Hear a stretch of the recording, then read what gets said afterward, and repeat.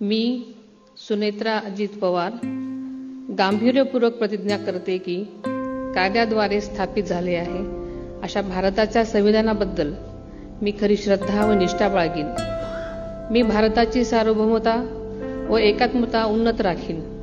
मी महाराष्ट्र राज्याची उपमुख्यमंत्री म्हणून माझी कामे निष्ठापूर्वक व सद्विवेक बुद्धीने पार पाडेन आणि संविधान व कायदा यानुसार सर्व तऱ्हेच्या लोकांना मी गांभीर्यपणे व निपक्षपातीपणे तसेच कोणाच्याही विषयी ममत्वभाव किंवा आकस न बाळगता न्याय वागणूक देईन.